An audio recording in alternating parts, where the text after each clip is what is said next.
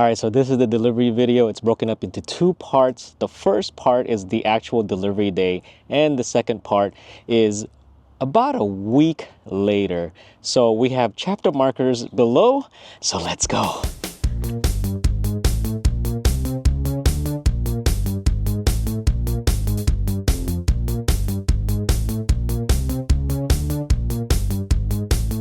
What's going on, everyone? My name is Sherwin. I got a big smile on my face. We are in the garage studios behind the Plaid Studios and the Model Y Studios. Today is a big day. Today is delivery day. I feel very excited. Today is the day we're picking up my truck. I'm extra excited today because it's the first Rivian that I'll be taking delivery.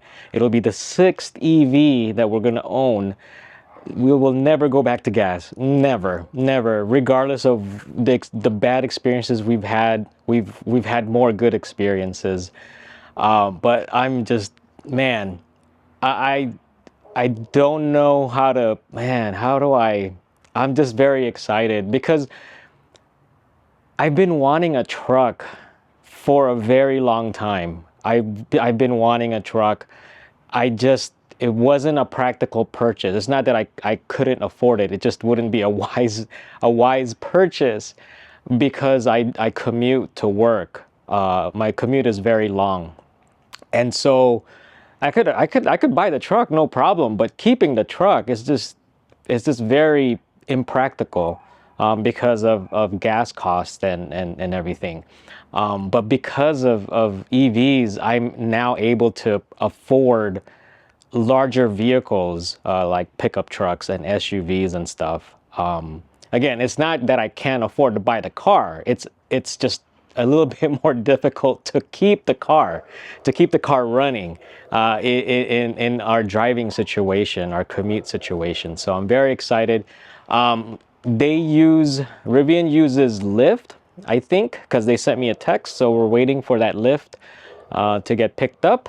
I'm not sure if Tesla still uses Uber. I don't know if you have to provide your own ride. I know when we picked up our Plaid back in October 2023, they had to do some weird thing to order like an Uber ride to take us to Upland to pick up the Plaid. But yeah, we're waiting for the Lyft. I'm flying solo today. Abby has work, but I'm very excited.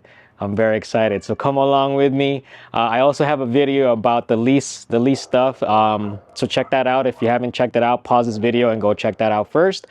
And let's get going. All right, so we have arrived here at Rivian. Oh man, I'm nervously excited, if that's a thing. But yeah, I took a peek where the delivery area is and I see two R1Ts in limestone. So I'm pretty sure one of them is mine. Oh man, I don't remember being like this. I think the last time was, I guess, taking delivery of my Model 3. That was so awesome. So yeah, I'm very excited. Man, I've been wanting a truck for so long. My goodness, man. So yeah, I'm waiting for the delivery team to come out, and then hopefully we can record the process. It's been a little different than Tesla. A lot more, is it hands-on? I don't know. Oh look, there's a Cybertruck here. What is a Cybertruck doing here? Huh, interesting. Maybe they're comparing it to the R1T, I don't know. Or he's maybe picking up a R1S. But yeah, there is a Cybertruck. Oh, now he's leaving. This is the area that they're gonna be doing the delivery. I think there's like a white R1S and maybe two R1Ss. But I think that's where I'm going to be once the delivery team comes. Oh, there's like 5 of them that's being ready to be delivered. Okay, so since we haven't started the delivery process, let's go take bets. Do you think the fit and finish is gonna be better, same, or worse than Tesla? And I'm gonna specifically say Tesla Model X because it's about the same price range at around 80,000 to 90,000. So do you think it's gonna be better, worse, or the same? Let's place your bets. There it is, limestone R1T.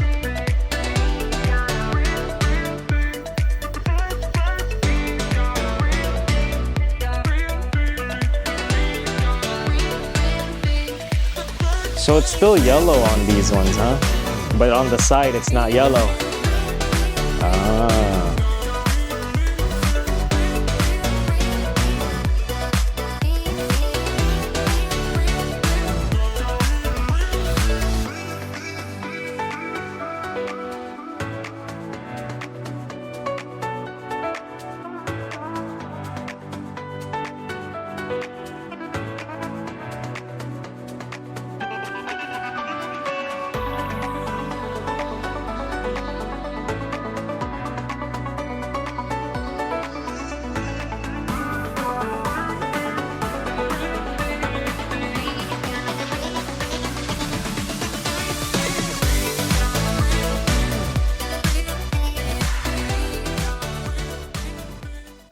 All right, so we are. Turn for a half mile. How do I turn that off? Dang. All right, so we are in the brand new R1T Studios. Oh man, I got lots to share with you during the delivery process. I didn't really want to record. I wanted to just absorb everything and take it all in. But I want to be sharing that with you. There are some issues right off the bat that we have scheduled for, and it's over a month wait, about 3 weeks wait for the next. Turn right. It's about a 3-week wait for the next appointment to be available, but it's not one of those issues where it prevents me from driving. But yeah. Let us absorb this experience and woo-wee, man, I got plenty of things to share with you. I'm not gonna record while driving because yeah, I just want to just take it all in. But yeah, so stay tuned. We are stuck in traffic and I'm playing around with the, I guess they don't call it autopilot, they call it ADAS. Assisted driving some so one thing different, if you take delivery of a brand new Tesla, or if a Tesla has been like factory reset, your cameras need to be not configured, but I guess you need to, like, it needs to be driven for a certain number of miles, so because it's calibrating the cameras. This one doesn't need to calibrate. I did receive this car with about 49 miles, and it is a 2023. It was built, I think, June or July 2023. So it has some age to it, but in terms of mileage, it's still fairly new. It's under 100 miles. But yeah, the ADAS system seems to be working pretty smoothly while in traffic. But yeah, I'm getting familiar with the new system. There's just different things where things are laid out. One thing right off the bat, the stereo system, I mean, it's fine, but it's not like how it is in the Model Y, not like the Model X. So it's not great. It's not bad. I have to fiddle around with the settings. I love music, so that's something that stood out to me right away. Maybe I just have to fiddle around with the equalizer settings and stuff. There's preset stuff. I set it to hip hop because I listen to rap a lot, and R&B and pop and all that. So that's usually the go-to preset, but I had to fiddle around with it. And the speakers were like rattling and vibrating, so I think it's too much bass. So I had to lower it a little bit. But yeah, so far, oh my God, like I'm just sitting high on this. I love it. Let me flip the screen around. Yeah, I'm digging like the ride height of this truck. I'm already used to just seeing the hood. You know, while doing during the test drive, I should have adjusted the seat more. How I have it set up right now is a little bit better than how I had it during the test drive. Oh yeah, I love sitting this high. It's higher than the Model X, and I think I'm on low setting, not the lowest, but like just low setting. So the traffic is clearing up. I'm still on the adaptive, the ADAS system. I'll put up what ADAS stands for because I don't have it memorized. So there's a lot of new terms I have to get used to and I have to get familiar with. But that's their version of autopilot. All right, my son is loving that gear tunnel already.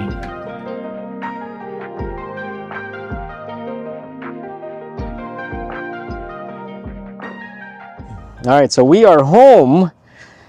Yeah, so there's a couple of things that are not up to par, but it's all good. Is that like PPF there? Did they PPF the front? I'm not really sure. Check that out. Or is that a paint defect? Yeah,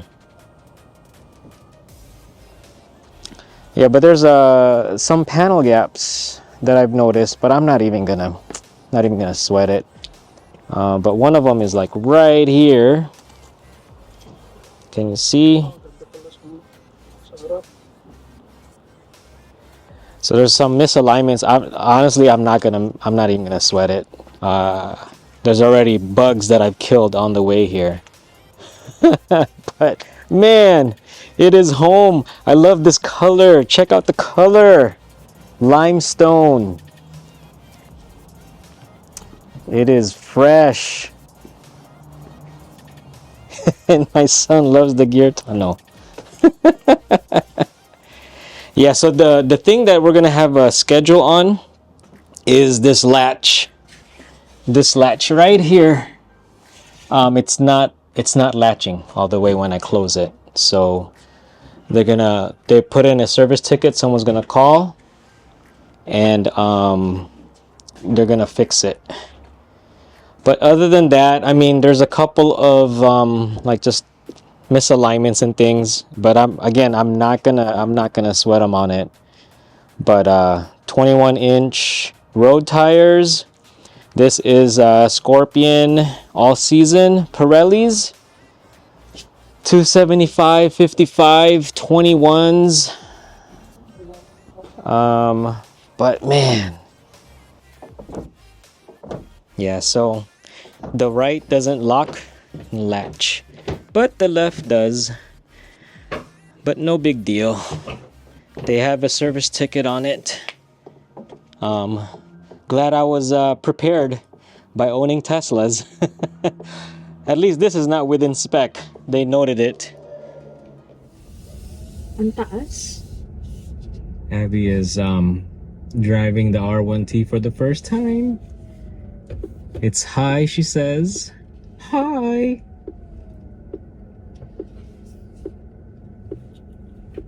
Yeah, so one of the things is the accelerator pedal is a little it's stiffer.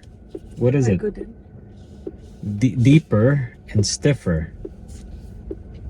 So, but yeah, it's higher. It's higher than our Model X, even at its highest suspension point. This is so high. You don't like it high? I don't know. It feels. And that region is a little bit more. It's more. It rides like the Model X, right? It's soft. Yeah, it's soft. Like it's a nice suspension. It's not as quick. This is heavier though. But it's big, like, see? Do you feel that it's bigger than the Model Oh, X? yeah. Really? Way bigger. Really? You feel it's way bigger than me. Interesting.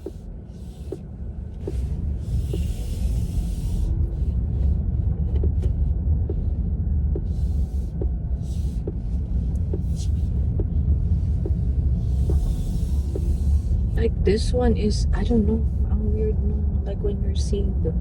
It's weird seeing the hood. That's how I felt when I first test drove it. It feels like there's something in the front. Like, I don't know. But this is how like trucks are. I haven't. And like This is my first time driving a truck, so. but I like how high it is though. Oh yeah. See, it's No, the regen thing is really it really yeah. stop niya is harsh compared to the like soft ng The Tesla. Tesla, yeah. Yeah, this one is as soon as you remove your from the pedal, it's harsher. Yeah. It's like a full. Yeah, we could adjust it, but it's not. It's even not as much as the Tesla. So I like this setting better. Okay. The delivery process is very similar to Tesla. I signed 2 things on an iPad before seeing the car for the first time. Mostly everything was done before delivery day, just like Tesla. I was given a carabiner key fob, 2 key cards with numbers on them. And I kind of like that because it tells you which card is which. Unlike with our Teslas, we have 4 key cards and they all look the same. My phone was paired and added as a key. I was greeted with a good morning. Then a notification popped up about Tesla supercharging access. We did a walk around the car. They showed me some basic things. I took delivery of this car and it was made July 2023 with 50 miles on the odometer. The following day, it told me to refill the wiper fluid. I guess it must have been sitting around somewhere for all that time, but it was an easy fix. It's fine. I got an extra $2,000 off of the price because it's a 2023 and I had some wiper fluid lying around because of our Tesla. That's one of the maintenance you would have to do on an EV is just the wiper fluid. I asked them to drive it out of the delivery room because I've just seen so many videos that people get into accidents while still at the dealership. So I didn't want to be one of those people. But yeah, the issues, if you think Tesla is the only one with issues during delivery, well, Rivian is no exception. They are just like Tesla. The biggest issue that I faced with this particular vehicle is the spare tire compartment. The right side latch didn't close. So that's one thing. Now, the front bumper near the headlight is kind of misaligned and the B pillar looks kind of misaligned as well. And in the back there's like a trim. Looks like there's gaps. But I went to a Rivian dealership and checked out other R1Ts and it looks like it's within spec. So I'm not gonna bother with that one, but the misalignments, I'm not going to bother with it as well. It's just the spare tire compartment. I want them to fix it. Other than that, I mean, everything seems to work okay. Now, the original service appointment was originally May 22nd, and I took delivery March 27th. So almost 2 months later before I get my car taken care of. I gave them a call regarding the trim piece in the back, and this is before I went to a Rivian dealership to check out other trucks. And they told me to just take pictures and add it to the service ticket via the app. And I also mentioned to them that May 22nd might be a little bit too long for me to wait. They actually gave me a call back within like 5 minutes because I guess something opened up sooner. So May 7th, they rescheduled it. And I'll be doing a video on how that's going to work out. Hopefully they don't need to keep the car too long, but they do offer loaners. And if they don't have any loaners, they do work with Enterprise, and more than likely they'll give me an electric vehicle. So let's see what happens. Now, as far as insurance, I mentioned before that I was quoted by Rivian, who is with Nationwide, and they quoted me for $328.41. Tesla initially quoted me for 279, but then later I found out that it was 310 when I checked via the app when I put in the VIN number. I was opting to go with Nationwide because they offered zero deductible on glass repair, and I think they had a better deductible than what Tesla was offering for that price. So it's a little bit more, but I think I'm just gonna pay a little bit more because of that zero deductible for glass repair. When I called again, their underwriters wanted two VIN numbers. So this was a recent change because like 2 weeks ago I called and they were okay with just one car. And so they wanted two VIN numbers now. And I asked them, okay, well, if I were to put the R1T and the Model Y Performance, how much would it be? They quoted me $6,992 annually or $582.67 monthly.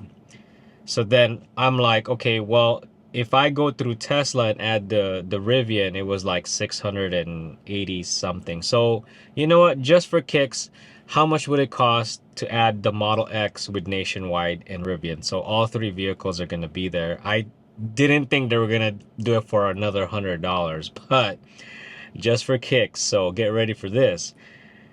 To have the R1T, the Model Y Performance, and the Model X Plaid, it's gonna cost $12,070 annually or $1,005.83 monthly.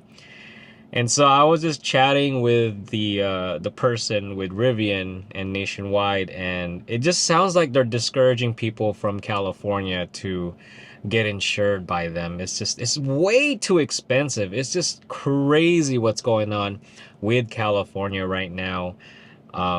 If you're currently with an insurance provider, like, man, you may want to just stay put because you're not going to get any better than what you currently have.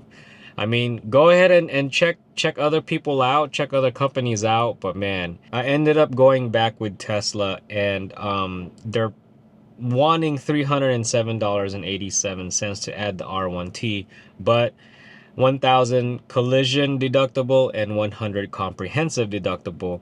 Also, it comes with a $50 daily rental coverage with a max of $1,500 per claim.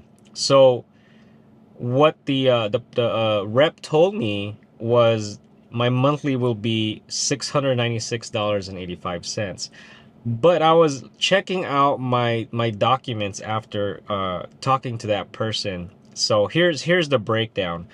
After the renewal, but before the R1T, because my insurance recently renewed, the breakdown is the Model Y Performance is $155.65.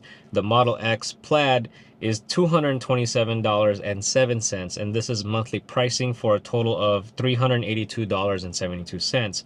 Although on the document it says the total monthly cost is $388.98. So that $6 difference, I believe, is just like taxes or other fees, or I'm not really too sure. But so that is the two cars before the R1T is being added. Now, I also lowered a few things. Previously, the Model Y is set to be driven 22,000 miles. I lowered it to 16,000 miles. I figured because of the truck, I'm going to be driving it a little bit less because I have 12,000 in allowance to drive this truck. I also removed the $50 daily allowance for rental for this truck simply because I have two other cars. So heaven forbid something were to happen with this truck and it's being repaired, I at least have two other cars that I can drive. So I didn't think I needed to pay for like rental coverage or stuff like that. But yeah. So now here's the new breakdown. According to the policy document, Model Y Performance went up $236.01. It went up to $236.01. The Model X Plaid actually went down by $5, $222.83. And then the R1T is $178.01 for a total of $637.69. Now the document says $3,846.10 for 6 months. And if I divide that by 6, it's $641.02. But the agent on the phone says $679.93. I don't know where this discrepancy is, but we'll see next month what the number looks like. But there is about a $30 to $40 discrepancy. So I don't know, but at least I know the ballpark amount, and I know how the breakdown is. So it's $178.01 instead of the $307. I guess that's just how I looked at it previously, was it's gonna go up by $300, thinking that that's all the R1T is, and not really realizing that I have other vehicles there and they also fluctuate in price. I thought they would just stay the same amount. So that's what the insurance looks like. Also, before I forget, I did get a home charger with the truck.